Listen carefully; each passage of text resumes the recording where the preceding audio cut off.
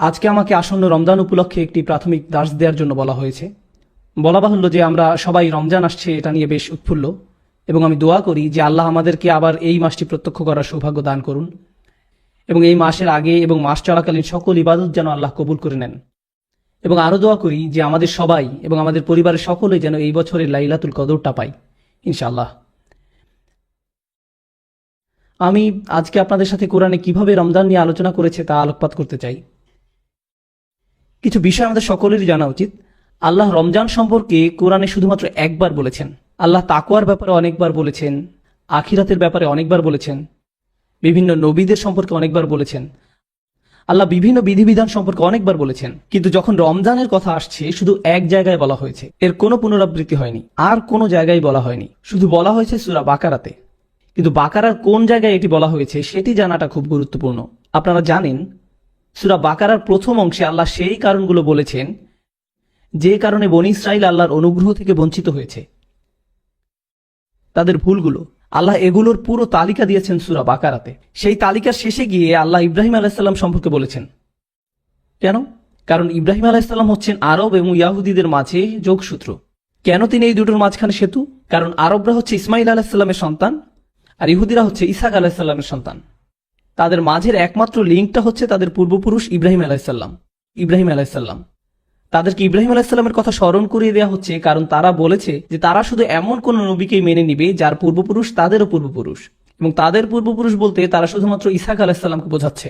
আর আল্লাহ তাদেরকে মনে করিয়ে দিচ্ছেন যে কেন তোমরা ইসহাক আলাইহিসসালামের সন্তানদের প্রতি এত পক্ষপাত দেখাচ্ছ, আর কেন ইব্রাহিম আলাইহিসসালামের সন্তানদের তোমরা গুরুত্বই দিচ্ছ না। কারণ ইব্রাহিম আলাইহিসসালাম ইসমাইল আলাইহিসসালামেরও বাবা, আর সেই বংশ ধরে আসছেন মুহাম্মদ রাসূলুল্লাহ সাল্লাল্লাহু আলাইহি ওয়াসাল্লাম।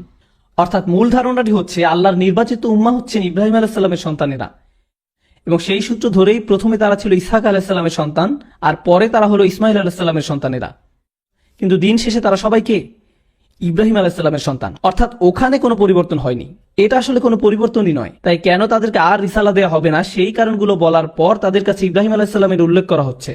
ইব্রাহিম আলাইহিসসালাম এবং ওনার সম্পর্কে যেই ঘটনাটি বলা হচ্ছে, ওয়াইদ ইয়ারফাউ ইব্রাহিমুল কওয়াইদা মিনাল বাইতি ওয়া ইসমাঈল রব্বানা তাকাব্বাল মিন্না ইন্নাকা আনতাস সামিউল আলিম। ইব্রাহিম আলাইহিসসালাম কাবা ঘরের ভিত্তি স্থাপন করলেন। সূরা বাকারার প্রথম অর্ধাংশের শেষে এসে এই সম্পর্কে একটু আভাস দিচ্ছেন। কেন এটি এত গুরুত্বপূর্ণ? এখানে আল্লাহ কাবা সম্পর্কে একটু আভাস দিচ্ছেন। এটা তৈরি হবার ইতিহাস। ইব্রাহিম আলাইহিসসালাম কাবা ঘরের ভিত্তি স্থাপন করলেন। এর কয়েক আয়াত পরে কি হয়েছে জানেন? আল্লাহ মুসলিমদেরকে নির্দেশ দিচ্ছেন তাদের আর মসজিদুল আকসার দিকে ফিরে নামাজ পড়ার দরকার নেই, তাদের মসজিদুল হারামের দিকে ফিরে নামাজ পড়তে হবে। কিন্তু কাবা ঘরের দিকে ফিরে নামাজ পড়তে হবে এ কথা বলার আগে তিনি বলেছেন ইব্রাহিম আলাইহিসসালাম হচ্ছেন সেই ব্যক্তি যিনি এটা বানিয়েছিলেন। কারণ ইয়াহুদি এবং আমরা মুসলিমরা ততদিন পর্যন্ত কোন দিকে ফিরে নামাজ পড়তাম? আল আকসা। ইহুদিরা যেদিকে ফিরে প্রার্থনা করত আমরাও সেই দিকে ফিরেই পড়তাম, একই দিকে, এই আয়াত আসা পর্যন্ত। এবং তারপরেই মুসলিমদেরকে নির্দেশ দেওয়া হচ্ছে কাবার দিকে ফিরে নামাজ পড়তে। এখন আপনারা এটাও জানেন যে রাসূলুল্লাহ সাল্লাল্লাহু আলাইহি ওয়াসাল্লাম যখন মক্কায় ছিলেন তখন একই সাথে কাবা এবং মসজিদুল আকসার দিকে ফিরে নামাজ পড়া যেত। কাবার এমন পাশে দাঁড়ানো যাতে কাবা এবং আকসা দুটোই আপনার সামনে থাকে, এটা সম্ভব ছিল। কিন্তু যখন মদিনাতে যাওয়া হলো তখন আর সেই সুযোগটা রইল না। হয় আপনাকে কাবার দিকে ফিরতে হবে, আর অথবা কাবার দিকে পিঠ দিয়ে আকসার দিকে ফিরে নামাজ পড়তে হবে। আপনার পক্ষে এখন আর একসাথে দুই দিকে মুখ করা সম্ভব নয়। রাসূল সাল্লাল্লাহু আলাইহি ওয়াসাল্লাম যখন মক্কায় ছিলেন তখন তিনি একই সাথে দুই দিকে মুখ করতে সক্ষম ছিলেন, আর যখন তিনি মদিনায় গেলেন একদিকে মুখ করা সম্ভব হলো, এবং তিনি আকসার দিকে মুখ করছিলেন, এবং এটা ছিল ওনার জন্য বেশ পীড়াদায়ক। এই জিনিসটার উল্লেখ আল্লাহ কোরআনে করেছেন। যখন কোরআনে কিবলা পরিবর্তনের আয়াতটা আসলো, ক্বাদ নারা তাকাল্লুবা ওয়াজহাকা ফিস সামা ফালানুওয়াল্লিয়ান্নাকা কিবলাতান তারদাহা। নিশ্চয়ই আমি আকাশের দিকে তোমার মুখমণ্ডল উত্তোলন অবলোকন করেছি, তাই আমি তোমাকে ওই কিবলামুখী করাচ্ছি যা তুমি কামনা করছো। যাই হোক, আমি যেই পয়েন্টটা বলতে চাচ্ছি সেটা হলো একটা জাতির পরিচয় হয় তার রাজধানীর পরিচয়ে। আপনি যখন একটি জাতিতে পরিণত হবেন আপনার একটি রাজধানী থাকতে হবে, আর বিশেষত আপনি যদি একটি বড় জাতি হন আপনার একটা বিশেষ রাজধানী থাকতে হবে, আর রাজধানী হচ্ছে এর পরিচয়। ধরুন কোন একটি দেশের একটি শহর বা একটি গ্রাম কোনো শত্রু বাহিনীর হাতে পতন হলো, সেটা কিন্তু তেমন বড় ব্যাপার না। একটি দেশ পুরোপুরি পরাজিত হয় কখন? যখন কেউ তার রাজধানী দখল করে নেয়। আপনি যখন কারো রাজধানী দখল করে নেবেন তখন ওই দেশের আর অস্তিত্ব নেই। একটি দেশের রাজধানী তার পরিচয় বহন করে। মুসলিমদের জন্য কিবলা আমাদের পরিচয়, এটা আমাদের রাজধানী। মক্কা হচ্ছে আমাদের ইসলামিক রাজধানী, আমরা ওই দিকে মুখ করি। যখন আল্লাহ এই দিক পরিবর্তন করে দিচ্ছেন তখন তিনি আসলে আমাদের বাহ্যিক পরিচয়ের জিনিসটাই পরিবর্তন করে দিচ্ছেন। উনি আমাদের পরিচয় পরিবর্তন করে দিচ্ছেন। এখন মজার ব্যাপার হচ্ছে, আল্লাহ চাইলেন ইহুদি এবং মুসলিমদেরকে দুই জাতিতে আলাদা করতে, তাই উনি এর রাজধানী পরিবর্তন করে দিলেন। যেই মাত্র উনি আমাদের রাজধানী পরিবর্তন করলেন, আল্লাহ বললেন, ওয়াকাযালিকা জাআলনা উম্মাতান ওয়াসাতান, এইভাবে আমি তোমাদেরকে মধ্যম জাতিতে পরিণত করলাম। উনি আমাদেরকে একটি নতুন জাতি হিসাবে পরিচিত করালেন, কারণ এখন আমাদের নিজস্ব রাজধানী আছে। আরেকটা জিনিস আমাদের জানা দরকার, যেটা আমি যেই জায়গা থেকে এসেছি সেটা একটা অসাধারণ আলোচনা, যেখানে ইহুদি এবং খ্রিস্টানদের সাথে আমার অনেক কথা হয়। আল্লাহ কোরআনে উল্লেখ করেছেন যে এই কিবলা পরিবর্তনের ব্যাপারটি ইহুদিরা পছন্দ করেনি। প্রশ্ন আসে, কেন তারা এটি পছন্দ করলো না? আপনাদের কারো কি নন মুসলিম বন্ধু আছে? যদি থেকে থাকে তাহলে হয়তো আপনাদের ইহুদি, খ্রিস্টান, হিন্দু বা বৌদ্ধ বন্ধু আছে। আপনি কোন দিকে মুখ করে নামাজ পড়লেন তাতে কি তাদের কিছু এসে যায়? এটা তাদের জন্য কোনো চিন্তার বিষয় নয়। যদি ইহুদিরা ভিন্ন ধর্মের হতো, তারা ভিন্ন ধর্ম, সেক্ষেত্রে মুসলিমরা কিবলার দিক মুখ করে ফিরে নামাজ পড়ুক বা অন্যদিকে ফিরে নামাজ পড়ুক, তাতে তাদের কি আসে যায়? তারা আকসার দিকে মুখ করে পড়ুক আর নাই পড়ুক। কিন্তু আল্লাহ বলছেন, সায়াকুলুস সুফাহাউ মিনান নাস মা ওয়াল্লাহু আন কিবলাতিহিম আল্লাতী কানু, তাদের মাঝে বোকা লোকেরা বলবে, কেন তারা তাদের মুখ ফিরিয়ে নিল? কি জন্য তারা যেটাকে একসময় কিবলা মনে করত তার থেকে মুখ ফিরিয়ে নিয়েছে? কেন তারা দিক পরিবর্তন করলো? অন্য কথায় বলা যায়, তারা এতে অপমানিত বোধ করেছিল। মদিনার ইহুদিরা অপমান বোধ করেছিল।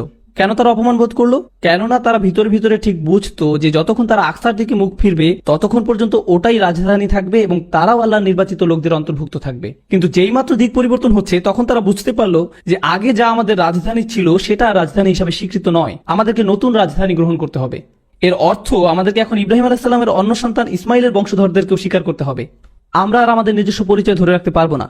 আল্লাহর দৃষ্টিতে আমাদের উচ্চ আসন আর নেই। এটা দিয়ে প্রমাণিত হয় যে তারাও রাসূলুল্লাহ সাল্লাল্লাহু আলাইহি সাল্লামকে রাসূল বলে বিশ্বাস করত। তারা জানতো যে উনি আল্লাহর রাসূল এবং তারা অপমানিত বোধ করছিল। আর এভাবে অপমানিত হয়েই তারা প্রমাণ করলো যে মনের গভীরে তারা মুহাম্মদ সাল্লাল্লাহু আলাইহি সাল্লামকে আল্লাহর রাসূল হিসাবে মানে, কিন্তু তা সত্ত্বেও স্বীকার করবে না। এবং সেই কারণেই তাদের বোকা বলা হচ্ছে। বোকা লোকেরা তাদের গোপন মনোভাব ফাঁস করে দিচ্ছে তাদের আচরণ দিয়েই। আর তাই আল্লাহ বলছেন, বোকা লোকেরা জিজ্ঞেস করবে, কেন তোমরা কিবলা ফিরিয়ে নিচ্ছ? অর্থাৎ প্রথম যেই জিনিসটা আমাদের উম্মাহ হিসেবে আলাদা করেছে তা হলো কিবলা পরিবর্তন। ও আরেকটি কথা, তখন পর্যন্ত আমরা সেই সব দিনেই রোজা রাখতাম যেদিন ইহুদিরা রোজা রাখতো।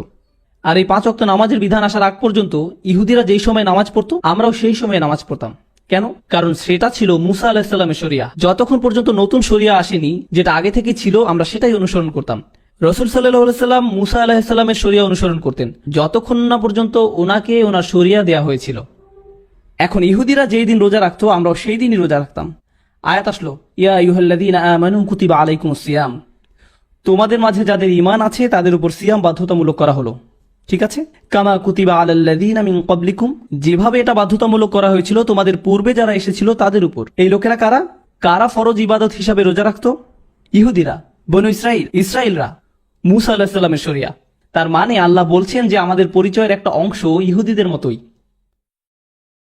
কিন্তু এই সূরাতে ইতিমধ্যে আল্লাহ কাবা পরিবর্তন করে তাদেরকে আমাদের থেকে আলাদা করে ফেলেছেন। উনি আলাদা করেছেন। এখন উনিই বলছেন আমাদের মাঝে সাধারণ একটা যোগসূত্র আছে, রোজা রাখা।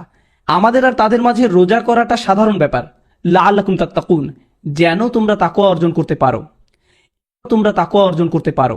মজার ব্যাপার হলো, সূরা বাকারারই প্রথম অংশে আল্লাহ কাদের কথা বলেছেন? যদি আপনারা মনোযোগ দিয়ে থাকেন, কাদের সম্পর্কে? ইহুদি। আর পুরো সময় আল্লাহ তাদের বিরুদ্ধে এই অভিযোগই করেছেন যে কেন তাদের তাকওয়া নেই। পুরো সময়টাতেই তাদের সমস্যা ছিল যে তাদের তাকওয়া ছিল না। আর এখন আল্লাহ বলছেন আমরা তাকওয়া অর্জন করতে পারি। আর এখন আল্লাহ বলছেন তোমাদেরকেও সেই একই জিনিস দেয়া হলো তাদের মতো, যেন আমরা তাকওয়া অর্জন করতে পারি। তো প্রথমে যে আলোচনাটা আমি আপনাদের সাথে করতে চাচ্ছিলাম তা হলো, রোজা হচ্ছে এমন একটা জিনিস যা পূর্ববর্তী জাতিরও ছিল, আমাদেরও আছে। কিন্তু প্রশ্ন হলো, কেন আমরাও রোজা রাখি? যেন তাকওয়া অর্জন করতে পারি। তাকওয়াকে বেশিরভাগ সময় অনুবাদ করা হয় আল্লাহ ভীতি হিসাবে। তাকওয়া শব্দটি এসেছে উকওয়া থেকে, যার অর্থ হলো সুরক্ষা। সেটা কি? তাকওয়া অনেকটা ইত্তিকার সাথে সমতুল্য, যার মানে সুরক্ষা চাওয়া, যাতে নিজেকে সুরক্ষিত করা যায়। এই কারণেই কিয়ামতের দিন, শেষ বিচারের দিনে সবাই নিজেকে সুরক্ষিত করতে চাইবে। আল্লাহ বলছেন, ফাকাইফা তাত্তাকুনা ইন কাফারতুম ইয়াওমা ইয়াজআলুল উইলদানা শিবা, অতএব তোমরা কি রূপে আত্মরক্ষা করবে যদি তোমরা সেই দিনকে অস্বীকার করো, যেদিন বালককে করে দিবে বৃদ্ধ। তাই আল্লাহ তাত্তাকুন শব্দটি ব্যবহার করেছেন যাতে আমরা নিজেকে সুরক্ষিত করতে পারি সেটা বোঝাতে। এটা হচ্ছে তাকওয়ার আসল অর্থ। আল্লাহ বলছেন আল্লাহ তোমাদেরকে রোজার বিধান দিচ্ছেন যাতে তোমরা নিজেকে বাঁচাতে পারো। মানে কি এটার? চলুন বোঝার চেষ্টা করি এটা মানে কি। আমাদের মানুষদের নির্দিষ্ট কিছু প্রশিক্ষণ আছে। আপনি যদি কোনো কিছুতে ভালো করতে চান তাহলে আপনাকে সেই প্রশিক্ষণের মাঝে দিয়ে যেতে হবে, বিশেষত শারীরিক প্রশিক্ষণ। যেমন ধরুন কেউ সৈনিক হতে চান বা তারা পুলিশ অফিসার হতে চায়, তখন তাদের কিছু প্রশিক্ষণের মধ্য দিয়ে যেতে হয়, আর তাদের শরীরের সাথে তা অভ্যস্ত হতে শুরু করে। যেমন প্রথম দিকে খুব কঠিন থাকে ব্যাপারটা, আস্তে আস্তে সেটা তাদের জন্য সহজ হয়ে যায়। এই যে প্রশিক্ষণের ধারণাটি, যেটা আপনাকে শেখায় কিভাবে কঠিন পরিস্থিতিতে টিকে থাকতে হবে। ও আরেকটি কথা, এই প্রশিক্ষণকালীন সময়ের অনুশীলনগুলো তুলনামূলক সোজা। যেমন ধরুন যখন কোনো অগ্নি নির্বাপন কর্মীকে প্রশিক্ষণ দেওয়া হয়, তারা আগুন ধরায় ঠিকই, কিভাবে নেভাতে হবে সেটা শেখানোর জন্য, কিন্তু সেই আগুনটা থাকে নিয়ন্ত্রিত। আসল পরিস্থিতিতে যেরূপ আগুন লাগে এটা সেরূপ নয়, এটা নিয়ন্ত্রিত। তাই ব্যাপারটা অনেকটা সহজ। তারা হয়তো আপনাকে বিল্ডিং এর উপর থেকে লাফ দিয়ে পড়তে বলবে, কিন্তু সেটা অনেকটা সহজ, এটা বাস্তবের মতো নয়। একই ঘটনা রোজার ক্ষেত্রেও ঘটে। রোজা রাখা অবস্থায় আপনি প্রতিনিয়ত কিছু অনুভব করেন, তাই না? বিশেষত কাতারে কিংবা এরকম মরু অঞ্চলে আপনি প্রতিনিয়ত তৃষ্ণা অনুভব করেন, আপনি প্রতিনিয়ত ক্ষুধা অনুভব করেন। এমন একটি মিনিট যায় না যখন আপনি এরকম অনুভব করেন না। আপনার গলা আপনার সাথে যুদ্ধ শুরু করে, আপনার কণ্ঠনালী যেন চিৎকার করে আপনার কাছে পানি পানি পানি বলে। আপনি পছন্দ করেন বা না করেন, আপনার গলা আপনার কাছে মিনতি শুরু করে, আর আপনি আপনার গলাকে ধমক দিয়ে বলেন, ভাই চুপ করো, এখনো মাগরিবের সময় হয়নি। আপনার পেট আপনার সাথে কথা বলতে শুরু করে, অনেক সময় বেশ জোরেই কথা বলে, এই কি হচ্ছে উপরে, খাদ্যের যোগান বন্ধ কেন? অনেক সময় অনেক জোরেই কথা বলে, আর আপনি বলেন, হেই এখনো ফজর, আর তুমি এখনই চিৎকার শুরু করে দিলে। আপনি নিজেই নিজের সাথে কথা বলতে থাকেন। কিন্তু আসলে জানেন কি হচ্ছে? আপনি যখন রোজা রাখেন, আপনার ভিতরে একটি শরীরবৃত্তীয় যুদ্ধ হয়। আপনার গলা আপনার বিরুদ্ধে থাকে, আপনার পেট আপনার বিরুদ্ধে থাকে, আপনার শরীর দুর্বল হয়ে যায় এবং আপনার কাছে মিনতি করে, দয়া করে আল্লাহর অবাধ্য হও। আর আপনি সারাদিন রোজা করেন আপনার শরীরের বিরুদ্ধে যুদ্ধ করে, আর বলেন, না না, আমার অন্তর আল্লাহর কাছে সমর্পণ করেছি, তাই আমার পুরো শরীর যদি কিছু চায়ও আমি তাকে সেটা দিব না। আপনি আপনার অন্তরকে, আপনার শরীরকে নিয়ন্ত্রণ করার প্রশিক্ষণ দেন। যখন আপনি রোজা রাখেন আপনি এটাই করেন, আমিও এটাই করি যখন রোজা রাখি। কেন এটা গুরুত্বপূর্ণ? এটার মূল উদ্দেশ্য কি? কারণ যখন রোজা শেষ হয়ে যাবে আপনার অন্তর তখন আপনার শরীরকে নিয়ন্ত্রণ করার জন্য তৈরি হবার কথা। তাই আপনি যেটা ইচ্ছে সেটা খাবেন না, যেখানে ইচ্ছে সেখানে যাবেন না, যেদিকে ইচ্ছে সেদিকে তাকাবেন না। কারণ এই সব আকাঙ্ক্ষাগুলো কার? আপনার শরীরের। কিন্তু আপনি যখন রোজা করেন তখন কে অনেক শক্ত হয়? আপনার অন্তর শক্ত হয় আর আপনার শরীর দুর্বল হয়। ইন্না যালিকা মিন তাকওয়াল কুলুব। অন্তর হচ্ছে তাকওয়ার বাসস্থান। আপনি যখন আপনার শরীরকে দুর্বল করছেন তখন আপনি আপনার অন্তরকে শক্ত করছেন। আপনি বিভিন্ন কাজ থেকে নিজেকে বিরত রাখতে শিখছেন। তাই আমার প্রিয় তরুণ প্রজন্ম, যদি আপনি রোজা রেখে বাসায় আছেন আর বসে বসে সিনেমা দেখছেন, তাহলে আপনি আসলে রোজা রাখছেন না। আপনি রোজা রাখছেন না, কারণ আপনার অন্তর এখন আপনার ভুল আকাঙ্ক্ষাগুলোর কাছে হার স্বীকার করছে। রোজা রাখার এই অনুশীলনটার উদ্দেশ্যই হলো যে আপনি প্রতিনিয়ত মনে করবেন যে যেভাবে আমি আমার ক্ষুধা তৃষ্ণার বিরুদ্ধে যুদ্ধ করেছি, আমাকে আমার চোখের আকাঙ্ক্ষার বিরুদ্ধে লড়তে হবে, আমাকে আমার মুখের বিরুদ্ধে লড়তে হবে, আমাকে আমার জিহ্বার বিরুদ্ধে লড়তে হবে, আমাকে আমার আকাঙ্ক্ষার বিরুদ্ধে লড়তে হবে, আমাকে আমার হরমোনের বিরুদ্ধেও লড়তে হবে, আমাকে এখন আমার সবকিছুর বিরুদ্ধেই লড়তে হবে। এর মাঝে দৃশ্যমান তা হলো খাওয়া আর পান করা থেকে বিরত থাকা। কিন্তু আর সবকিছুই রোজার মাঝে আছে। লাআল্লাকুম তাত্তাকুন। আশা করা যায় তোমরা আল্লাহ ভীরু হতে পারবে। এই জিনিসটাই যদি আমাদের মনে না থাকে তাহলে বনি ইসরায়েলের সাথে আমাদের আর কোনো পার্থক্য থাকছে না। তারাও রোজা রাখতো, কিন্তু তাদের মাঝে কি ছিল না? তাদের তাকওয়া ছিল না। আপনি যদি এটাই ভুলে যান যে কেন আপনি রোজা রাখছেন, তাহলে আপনি তাই করছেন যা বনি ইসরায়েলরা করত। আল্লাহ আপনাকে বলছেন কুতিবা আলাইকুম আসিয়াম, আলাইকুম মুকদ্দাম, বলা হয় জার মাজরুর মুকদ্দাম, বিশেষত তোমাদের উপর, এখন তোমাদের পালা। আমি তোমাদের তাই দিচ্ছি যা আগের প্রজন্মের ওদেরকেও দিয়েছিলাম। তারা এর থেকে কোনো উপকার পায়নি, তারা তাকওয়া অর্জন করতে ব্যর্থ হয়েছে। আল্লাহ এটাই বলছেন যখন আমাদের উপর রোজা ফরজ করেছেন, এটাই বলছেন। মানুষ যখন রোজার কথা চিন্তা করেন তখন কোন জিনিসটা প্রথম তাদের মাথায় আসে? ইফতারের কথা। তারা ইফতারের কথা চিন্তা করে। রোজা হচ্ছে বাস্তব জীবন মোকাবেলা করার জন্য আপনার প্রশিক্ষণ। যখন প্রশিক্ষণ চলে সেটা অনেক সহজ থাকে, যেমন নিয়ন্ত্রিত আগুন, নিয়ন্ত্রিত পরিস্থিতি। আল্লাহ কি করছেন? আল্লাহ কি রমজানের রোজাকে সহজ করেননি? কারণ উনি শয়তানকে বন্দী করে রাখেন, আমাদের থেকে দূরে সরিয়ে রাখেন না? উনি আমাদের কাজ সহজ করে দেন যাতে আপনার অন্তর নিজেকে নিয়ন্ত্রণ করার একটা সুযোগ পায়।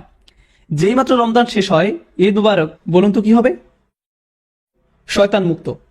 আর আসল যুদ্ধ শুরু হয় তখন। এতদিন ধরে যে প্রশিক্ষণ নিলেন সেটা এখন কাজে দিবে। কিন্তু যদি আপনি নিজেকে ঠিকমতো প্রশিক্ষিত না করেন, দেখো এখন শুধু তরুণ প্রজন্মকে সাহায্য করার জন্য বলছি, কেউ যখন আর্মিতে যোগ দিতে চায় তাকে শারীরিক প্রশিক্ষণের মধ্য দিয়ে যেতে হয়। তারা তাকে কোনো দেয়ালের উপর দিয়ে লাফ দিতে বলে অথবা দেয়াল বেয়ে উঠে অন্যদিকে যেতে বলে। এখন ধরুন দুইজন লোক মিলিটারিতে যোগ দেওয়ার পর প্রশিক্ষণ নিচ্ছে, একজন দেয়ালের উপর দিয়ে লাফিয়ে গেল আর একজন পাশ দিয়ে হেঁটে ওই পাশে গেল। ধরা যাক এই কাজ তাদেরকে 10 বার করতে হবে, একজন 10 বার লাফিয়ে গেল, অন্যজন 10 বারই অন্য পাশ দিয়ে ঘুরে গেল। এখন তারা যখন আসল রণক্ষেত্রে যাবে এবং তাদের একটি দেয়াল ডিঙাতে হবে, কে যেতে পারবে আর কে পারবে না, বোঝা গেল? তারা দুজনই বলতে পারে যে আমি তো আমার কাজ শেষ করেছি। সবাই তাই চায় ফিনিশ লাইনে পৌঁছাতে। আপনিও রোজা রাখবেন, আপনার ভাইও রোজা রাখবে, কিন্তু আপনাদের দুজনের রোজা সমান হবে না, এক হবে না। যে ছেলেটি সত্যিই নিজেকে প্রশিক্ষিত করেছিল আর যে তা করেনি, তারা কি একই ফল পাবে? এখন চলুন সামনে আগাই। আল্লাহ বলছেন আইয়ামাম মাদুদাত, আইয়ামাম মাদুদাত, তার মানে অল্প কিছুদিন। জানেন এর মানে কি? যে আয়াতটি সম্পর্কে আলোচনা করলাম সেটা রমজানের আয়াত নয়, এখনো রমজানের কথা আসেনি। মাদুদাত শব্দটি দিয়ে বোঝায় জাম্মুকিল্লাহ, যার মানে হলো 10-এর নিচে, এর মানে 9 বা তারও কম। এর মানে এই আয়াতটি আগেকার যে রোজা ছিল সেটার কথা বলছে। রমজানের আগের রোজা, যেটা ইহুদিরা যেই দিন করতো সেই দিনই ছিল, অথবা হয়তো মাসের মাঝখানের 3টি দিন। এক কথায় অল্প কিছুদিন। আল্লাহ বলছেন আমি তোমাদের উপর রোজা ফরজ করেছি যেমন ফরজ করেছিলাম পূর্ববর্তী নবীদের উপর, মানে একদম তাদেরই মতন। আইয়ামাম মাদুদাত ফামান কানা মিনকুম মারিদান আও আলা সাফারিন ফাইদ্দাতুম মিন আইয়ামিন উখর। তবে তোমাদের মধ্যে যে অসুস্থ হবে কিংবা সফরে থাকবে তাহলে অন্যান্য দিনে সংখ্যা পূরণ করে নেবে। ওয়া আলাল্লাযিনা ইউতিকুনাহু ফিদিয়াতু তুআমু মিসকিন। যদি তারা তা করতে না পারে কোনো গরিব লোককে খাওয়াবে।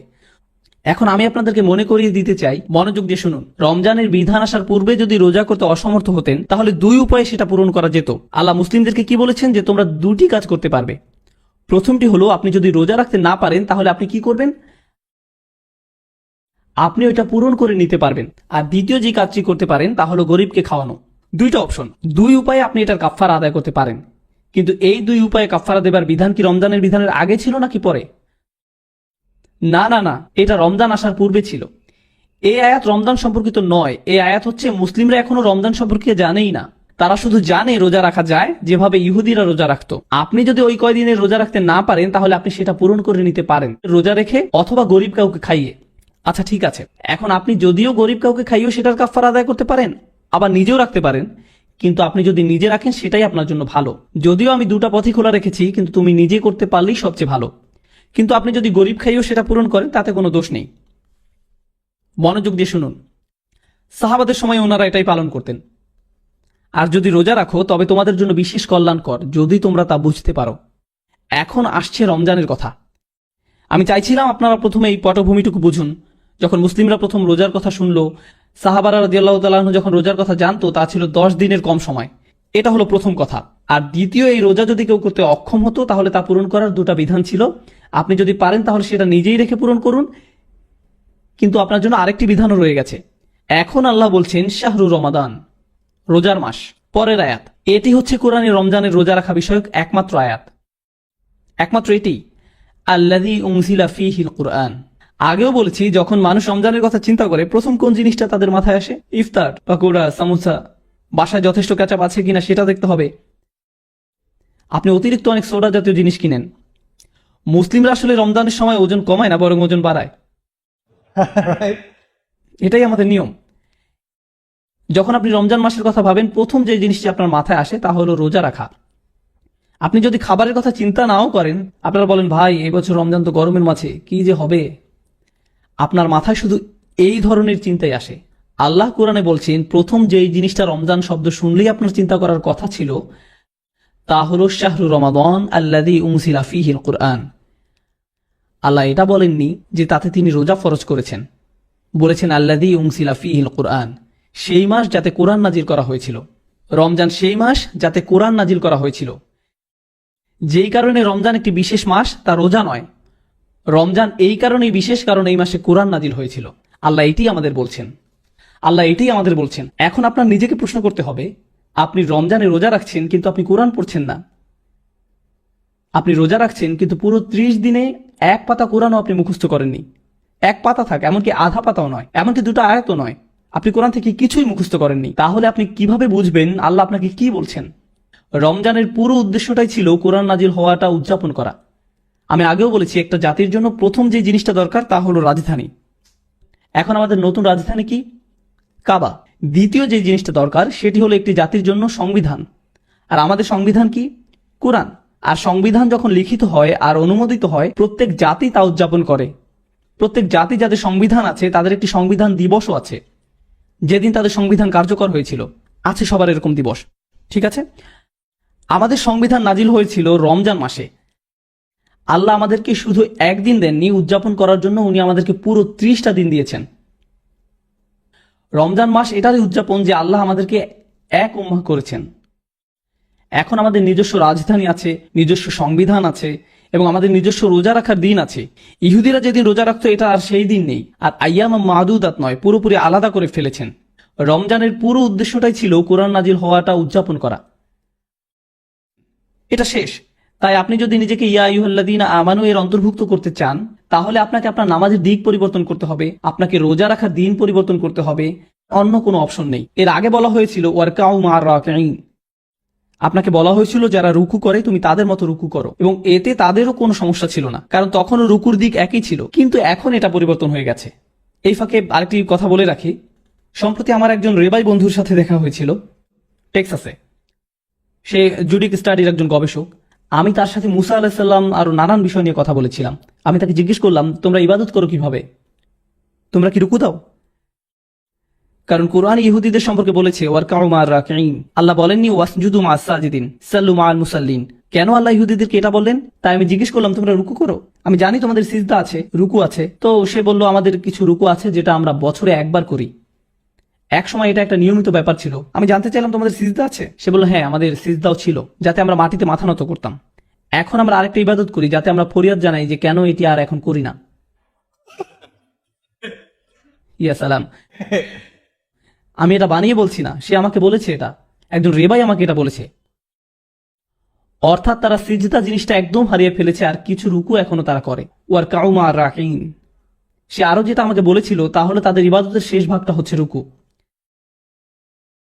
মানে সিজদা আগে দেয় আর তারপরে রুকু দেয়। তার মানে তারা যদি সিজদা করে তাহলে আগে সিজদা করে তারপরে রুকুতে যায়। আল্লাহ মরিয়ম আলাইহিস সালামকে বলেছিলেন ওয়াসজুদি ওয়ারকাই, কারণ তাদের ইবাদতে সিজদা আগে আর রুকু পরে। যাই হোক, আমরা আবার আমাদের রমজানের বিষয়টাতে ফিরে আসি। শাহরু রমাদান আল্লাযী উনজিলা ফীহিল কুরআন হুদাল লিন-নাস। মনে হচ্ছে মুখে একটা বড় চর খাওয়ার মতো অবস্থা, কারণ তিনি বলছেন কোরআন সকল মানুষের জন্য পথ প্রদর্শক। এই আয়াত শুধু মুসলিমদের জন্য না, এটা মদিনার ইহুদি সম্প্রদায়ের জন্য। তারা ভাবে যে যখন ওহী আসে সেটা কাদের জন্য আসে? শুধু তাদের জন্য, শুধু তাদের জন্য। আল্লাহ বলছেন, না, এবার ওহী শুধু তোমাদের জন্য না, এটা সমগ্র মানব জাতির জন্য। হুদাল্লিন নাস। আল্লাহ এটাও বলেননি যে হুদাল্লিল আরব, হুদাল্লিল বানি ইসরাইল, হুদাল্লি বানি ইসমাইল, হুদাল্লি বানি ইব্রাহিম। না না না না, হুদাল্লিন নাস। এটা সমগ্র মানব জাতির জন্য। এটা আমাদের ধর্মের সবচেয়ে সুন্দর জিনিস বলা যায়, আমাদের ধর্মের সবচাইতে সুন্দর জিনিস। আপনি আমেরিকা, অস্ট্রেলিয়া বা খালজিতে বা পাকিস্তানে যে জায়গাতেই কোনো মসজিদে যান না কেন, যত জাতির মানুষই থাকুক না কেন, সবাই এক কাতারে দাঁড়ায়। এমন কোনো ভেদাভেদ করা হয় না যে সবচেয়ে ধনীরা সামনের সারিতে, মধ্যবিত্তরা মাঝের সারিতে, সুইপাররা শেষ সারিতে। না না, এরকম করা হয় না। না না, সবাই এক কাতারে দাঁড়ায়। হতে পারে বস আর কর্মচারী একই সাথে দাঁড়িয়েছে, এমনও হতে পারে কর্মচারী প্রথম কাতারে, বস শেষ কাতারে। এটাও হতে পারে। আবার এমনও হতে পারে যেই লোক আপনার জন্য কাজ করে সে ইমামতি করছে আর আপনি তার পিছনে দাঁড়িয়ে আছেন। এটাও হতে পারে। আল্লাহ এই দিক নির্দেশনা দিয়েছেন সবার জন্য।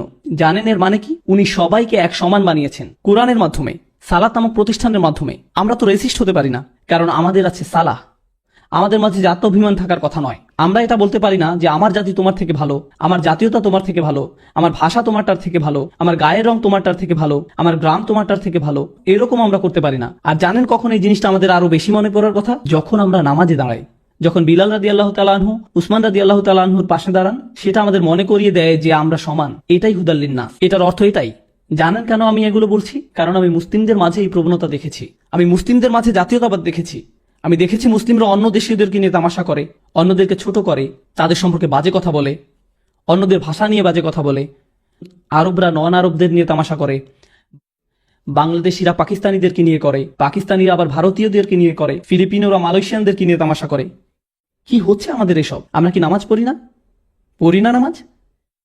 আমরা সালাত থেকে শিখছি না কিছু? আমরা কোরআন থেকেও কি কিছু শিখছি না? আমি বলেছি আপনাদের আগেও যে আমাদের শুধু খোসাটাই আছে, ওই অনেকটা ভিতরে ডিম নেই, শুধু খোসা আছে, এরকম অবস্থা। আমাদের ইসলাম অনেক সময় এরকম, আপনাকে দেখতে মুসলিম মনে হয়, মুসলিমরা যেমন কথা বলে আপনি সেরকম কথা বলেন, কিন্তু আপনার হৃদয়ের ভিতরে আপনার দিনের জন্য কোনো ভালোবাসা নেই। এখানে যারা বসে আছেন সবাই এই মুহূর্তে এখানে ভিন্ন সংস্কৃতির অনেকে বসে আছেন। এটি একটি আন্তর্জাতিক সমাবেশ বলা যায়, এই মুহূর্তে এটাকে জাতিসংঘও বলা যেতে পারে। একটা কথা বলি, আমি আপনার নাম জানি না, কেউ কেউ হয়তো আমার নাম জানেন, কিন্তু আমি কারো নাম জানি না, কিন্তু জানি আমাদের মাঝে এমন একটা সম্পর্ক আছে যা রক্তের সম্পর্কের চেয়েও গাঢ়। শুধুমাত্র আমরা সবাই লা ইলাহা ইল্লাল্লাহ বলি, এই কারণে এটি রক্তের থেকেও গাঢ়। শুধুমাত্র এই কারণে এই কোরআন আমাদেরকে এক সুতায় গাঁথে। এবং এই কথাটা ইহুদিদেরকেও বলা হয়েছিল, কেন জানেন? কারণ ওরা বিশ্বাস করত তারা বিশেষ, বাকি সবাই সেকেন্ড ক্লাস, তারা প্রথম সারির, বাকি সবাই সাধারণ, আর তারা হচ্ছে আল্লাহ নির্বাচিত বিশেষ জাতি। আল্লাহ বলছেন যে কেউ কোরআনের একজন অনুসারী হতে পারে। হুদাল্লিন নাস, সমগ্র মানব জাতির জন্য খোলা দাওয়াত। এর মধ্য দিয়ে সমাপ্তি ঘটে সব ধরনের বর্ণ বৈষম্য, জাতীয়তাবাদ, গোত্রবাদ, এই সব কিছু দূর করে দেয়। সুবহানাল্লাহ, কি চমৎকার একটি দিন, কি চমৎকার ব্যাপার। এমনকি আমেরিকাতেও আমি বলতে পারবো যে একই এলাকার মাঝে কালোদের জন্য আলাদা গির্জা আছে, স্প্যানিশদের আলাদা গির্জা, গ্রিকদের আলাদা গির্জা, এমনকি ব্রুকলিনের মতো জায়গাতেও ভিন্ন ভিন্ন জাতির ভিন্ন ভিন্ন গির্জা আছে। আর আপনি একটা মসজিদে ঢুকে দেখবেন, দেখে মনে হবে সেখানে আন্তর্জাতিক সম্মেলন চলছে। বিভিন্ন জাতির মানুষ সব এক সারিতে দাঁড়ানো, এমনকি তারা কেউ কারো ভাষাও জানে না, কিন্তু তারা একসাথে নামাজ পড়ছে। কুরআনও আমাদেরকে একীভূত করে যখন আমরা সালাতে দাঁড়াই। কুরআন হুদাল্লিন নাস ওয়া বাইয়িনাতিম মিনাল হুদা, সুস্পষ্ট পথ নির্দেশ আর অন্যায় ও ন্যায়ের মাঝে পার্থক্য বিধানকারী। এই আয়াতটা তো রমজান নিয়ে হওয়ার কথা ছিল, তাই না? আন্নাহা বাদাআত বিকালিমাত শাহরু রমাদান, আয়াতটি শুরুই হয়েছে শাহরু রমাদান দিয়ে। অথচ এখন পর্যন্ত আল্লাহ কি বলেছেন? এই মাসে কুরআন নাজিল হয়েছিল, যা আল্লাহর তরফ থেকে পথ প্রদর্শক। মানে হচ্ছে এই নির্দেশনাগুলো এক একটি আশ্চর্য ব্যাপার। ওয়া বাইয়িনাতিম মিনাল হুদা ওয়াল ফুরকান, সুস্পষ্ট পথ নির্দেশ আর ন্যায় ও অন্যায়ের মাঝে পার্থক্য বিধানকারী। এতক্ষণ পর্যন্ত আল্লাহ রমজান নিয়ে একটি কথাও বলেননি, শুধু কোরআন। আয়াতের অর্ধেকের বেশি অংশের আলোচনা কোরআন নিয়ে। কেন তিনি এরকম করলেন? কারণ উনি এটা নিশ্চিত করতে চাচ্ছেন যে কোনো মুসলিম যেন এটা ভুলে না যায় যে রমজান হচ্ছে কোরআনেরই মাস। রমজান কোরআনেরই মাস, এটা হচ্ছে এই আশ্চর্য কিতাবের মাস। আমি বলেছিলাম আমি বন্ধুত্ব করেছিলাম কার সাথে? এক ইয়াহুদি ধর্মগুরুর সাথে। আরেকটা মজার ঘটনা বলি রাবাইদের সম্পর্কে। কোন নবীকে তারা সবচেয়ে বেশি ভালোবাসেন? স্বাভাবিকভাবেই মুসা আলাহিসাল্লামকে। আমরা দুজন সবসময় মুসা আলাহিসাল্লামকে নিয়েই কথা বলি, আমরা সব ব্যাপারই মতভেদ করি। আমি তাকে অপদস্থ করার জন্য এমনটা করি না, আমি তার অবস্থানটা বোঝার জন্য তার সাথে কথা বলেছি। আমি বনি ইসরায়েল সম্পর্কে একজন বনি ইসরায়েলের মুখ থেকেই জানতে চাচ্ছিলাম। আমি সত্যিই জানতে আগ্রহী ছিলাম, কারণ কোরআনে তাদের সম্পর্কে এতবার বলা হয়েছে ইয়া বনি ইসরাইল। আমরা তাদের নবীদের সম্পর্কে এত শুনেছি যারা আমাদেরও নবী, তাই আমি জানতে চাই তারা কিভাবে চিন্তা করে। তাই আমরা মুসা আলাহিস সাল্লাম সম্পর্কে কথা বলি। একবার আমি তাকে বললাম যে তুমি হয়তো জানো না কোরআনের একটি মিরাকেল হচ্ছে মুসা নামটি। মুসা নামটি আমি তার কাছে জানতে চাইলাম মুসা নামের অর্থ কি। হিব্রু ভাষায় তারা মুসা বলে না, বলে মুসে। যেমন তাওরাতুল মুসা, কিন্তু ওরা বলবে তাওরাতুল মুসে। তো আমি জানতে চাইলাম মুসে মানে কি। মু অক্ষরটি আরবি মা এর সমর্থক। মা মানে কি? পানি। যখনই আমরা মুসা আল্লাহ সাল্লামকে নিয়ে কথা বলি, তো তাদের কাছে মুসা হচ্ছেন যিনি পানি থেকে এসেছেন। তার মানে হচ্ছে মুসা নামটি হিব্রু। মুসা নামটি হিব্রু। আমি তাকে বললাম মুসা নামটি হিব্রু নয়, এটা হিব্রু হতেই পারে না। সে বলল কেন নয়? মুসা আলাহিস সাল্লাম বনী ইসরায়েলদের মধ্যে থেকে এসেছেন, তাই এটা হিব্রুই হবে। তিনি কোথায় জন্মগ্রহণ করেছিলেন? সে বলল মিশরে। যখন তিনি বাচ্চা ছিলেন তখন তিনি কোথায় গিয়ে পড়েছিলেন শেষ পর্যন্ত? ফেরাউনের প্রাসাদে। কে ওনার দেখভাল করত? ফেরাউন, আসিয়া আলাইসাল্লাম। আর তখন মুসা আলাহিসাল্লামের আসল মা সেখানে কাজের লোক হিসেবে আসলো। যখন ধরুন কোথাও নতুন একটা বাচ্চা আছে, কে তার নামকরণ করবে? তার পালক পিতামাতা নাকি কাজের লোক? পালক পিতামাতা। আর পালক পিতামাতা কোন ভাষায় তার নামকরণ করবে? নিজেদের ভাষায় নাকি কাজের লোকের ভাষায়? যেখানে তারা সেই বাচ্চাকে রাজপুত্র হিসাবে গড়ে তোলার কথা চিন্তা করছে, তাহলে বাচ্চার নামকরণ কাজের লোকের ভাষায় হবে নাকি মালিকের ভাষায় হবে? মালিকের ভাষায়। আর মালিকের ভাষা হচ্ছে মিশরীয়, হিব্রু নয়। তাদের ভাষা ছিল মিশরীয়, সুতরাং তার নাম মিশরীয়, হিব্রু নয়। কিন্তু মিশরীয় ভাষার সমস্যা হচ্ছে সেটা হারিয়ে গেছে। রাসূলুল্লাহ সাল্লাল্লাহু আলাইহি ওয়াসাল্লাম যখন এসেছিলেন তখন ইজিপশিয়ান ভাষা মরে যাওয়ারও 3000 বছর হয়ে গেছে। কেউ এই ভাষা জানতো না। তাই কেউ যদি রাসূল সাল্লাল্লাহু আলাইহি ওয়াসাল্লামের সময় জিজ্ঞাসা করতো মুসা নামের অর্থ কি, কেউ আপনাকে তা বলতে পারবে না। কেন? কারণ ইজিপশিয়ান ভাষা ইতিমধ্যে মরে গেছে। আমরা সৌভাগ্যবান ইজিপ্টোলজির কারণে। ওই ভাষাটা আবার পুনরুদ্ধার করা হয়েছে আর অনুবাদও করা হচ্ছে। হায়ারোগ্লিফিক্স যেটাকে বলে সেটা কিন্তু এখন অনুবাদ করা যায়। তাই এর সাহায্যে আমরা এখন মুসা নামের অর্থ বের করতে পারি। নামের অর্থ বের করার আগে আমি আপনাদেরকে কোরআনের একটি আয়াত বলি। মুসা আলাহিসাল্লামকে প্রাসাদে আনা হলো, তার পালক মা তাকে কোলে নিয়ে ফেরাউনের কাছে নিয়ে গেলেন এবং বললেন, আসা আন ইয়ানফাআনা আও নাত্তাখিযাহু ওয়ালাদা, এই বাচ্চা আমাদের উপকারে আসতে পারে, অথবা আমরা তাকে সদ্য ভূমিষ্ঠ হিসাবে পালক নিতে পারি, আমরা তাকে সদ্য ভূমিষ্ঠ হিসাবে দত্তক নিতে পারি। ইজিপশিয়ান ভাষায় মুসা নামের অর্থ সদ্য ভূমিষ্ঠ। যখনই আমরা মুসা আল্লাহ সাল্লামকে নিয়ে কথা বলি, সে ফেরাউনের কাছে আসলো আর বলল, আমরা হয়তো সদ্য ভূমিষ্ঠ হিসেবে তাকে দত্তক নিতে পারি, হয়তো আমরা তাকে মুসা হিসেবে দত্তক নিতে পারি। কুরআন মুসা আল্লাহ সাল্লামের নাম ওয়ালাদান হিসেবে ইতোমধ্যেই অনুবাদ করে দিয়েছে। কুরআন ইজিপশিয়ান ভাষা জানতো যখন সেই ভাষা ইতোমধ্যেই মৃত, কুরআন নিখুঁতভাবে সেটা অনুবাদ করে দিয়েছে। আসিয়া রাদিয়াল্লাহু তাআলা আনহু ওনাকে মুসা নামে ডেকেছিলেন, আর কুরআনে বলা হচ্ছে আমরা তাকে সদ্য ভূমিষ্ঠ হিসেবে দত্তক নিতে পারি। আও নাত্তাখিযাহু ওয়ালাদান, সুবহানাল্লাহ। আমি তাকে বললাম, আমাদের যা আছে তোমাদের তা নেই। সব ব্যাপারেই তার সাথে আমার দ্বিমত ছিল, আর এটা আমাদের পরিচয়ের একটি অংশ যে আমরা ভিন্ন মত পোষণ করব, আমাদের কাবা, আমাদের রোজা রাখার দিন, নবী, সবকিছুতে। যাই হোক, আবার আমাদের আসল আলোচনায় ফিরে আসি। আল্লাহ এখন আমাদেরকে কত দিন দিলেন? 30 দিন। এখন আপনারা বলুন, আগে কি এর থেকে বেশি দিন ছিল নাকি কম দিন ছিল? কম ছিল। ওই রোজা না করতে পারলে তার ক্ষতিপূরণ কয়ভাবে করা যেত? 2 ভাবে। হয় আপনি নিজে রোজা রেখে দিতে পারতেন, অথবা গরিবকে খাওয়াতে হবে। এইবার উনি বলছেন, ফামান কানা মারিদান আও আলা সাফারিন ফাইদ্দাতুম মিন আইয়ামিন উখর, আর যে লোক অসুস্থ কিংবা মুসাফির অবস্থায় থাকবে সে অন্য দিনে গণনা পূর্ণ করবে।